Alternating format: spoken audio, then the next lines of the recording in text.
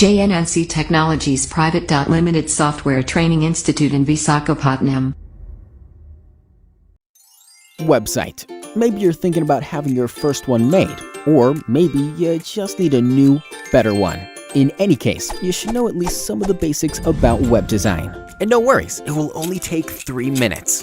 First of all, let's face it, a website is the core of your online marketing activities. If you look at all the marketing channels and techniques, what they actually do is bring visitors to your website. And the main purpose of a website is turning these visitors into customers. In marketing terms, this is called conversion.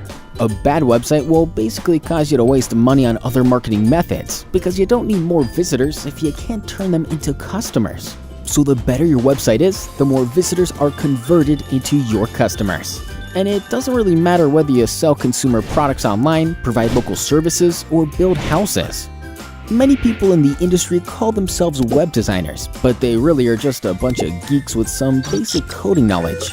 Of course, without much planning, they will pretty quickly create a website for you with lots of information, photos, contacts. But the question is that the way to turn the visitors into your customers? Is that what you need?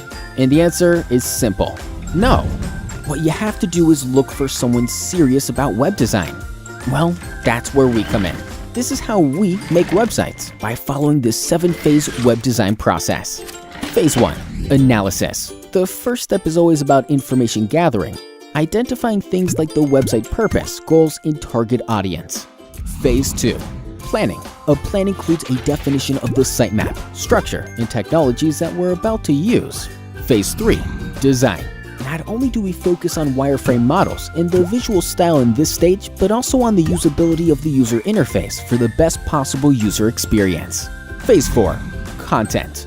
A very important part of the process is choosing the right text, photos, or videos, all optimized not only for your visitors, but also for search engines. Phase 5. Development. Here, we actually create the website using the hypertext markup language and cascading style sheets with some help from databases and other technologies as well. If needed, our websites can be made accessible to mobile devices too. Phase 6. Testing. We test all the technical features like code and scripts, compatibility with major browsers, but we also ask ourselves if the website really fulfills its purpose. Phase 7. Deployment. After we launch the site, our job is definitely not done yet. We always monitor what's happening after the start, enabling us to fix any possible deficiencies. And if you want, we can also manage the future maintenance and updates for you. As you have just seen, web design is a very complex process, but we believe this is how websites should be done, and our